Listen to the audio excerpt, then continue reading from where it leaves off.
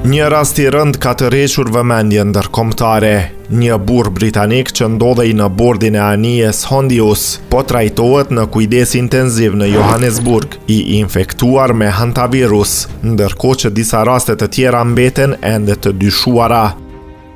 Por çfarë është në të vërtetë ky virus dhe pse po flitet kaq shumë për të? Ndiqe videon deri në fund për ta kuptuar se si të mbroheni dhe cilat janë shenjat që nuk duhet t'i injoroni. Sipas Organizatës Botërore të Shëndetësisë, hantavirusi përhapet kryesisht nga brejtësit. Infeksioni ndodh kur grimcat nga jashtëqitjet, pshtyma apo urina e tyre përhapen në ajër dhe thithen nga njerëzit.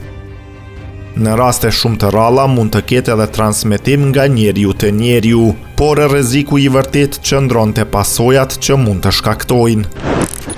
Ky virus lidhet në dy forma të rënda sëmundjeje, njëra prek mushkrit dhe njihet për shkallë të lartë vdekshmërie, tjetra sulmon veshkat dhe mund të shkaktoj komplikime serioze.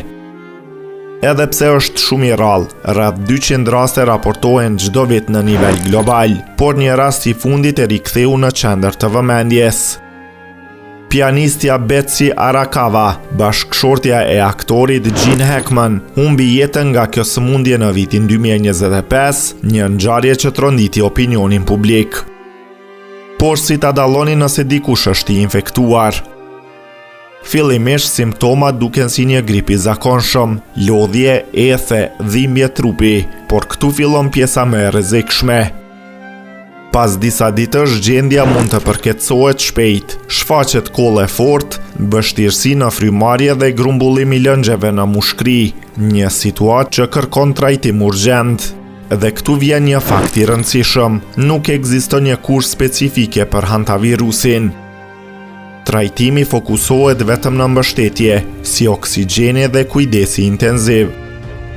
Por lajmi i mirë është se ka mënyra për ta parandaluar. Ekspertët rekomandojnë shmangjen e kontaktit me brejtësit dhe mbajtjen e ambienteve të pastra, duke minimizuar çdo mundësi ekspozimi.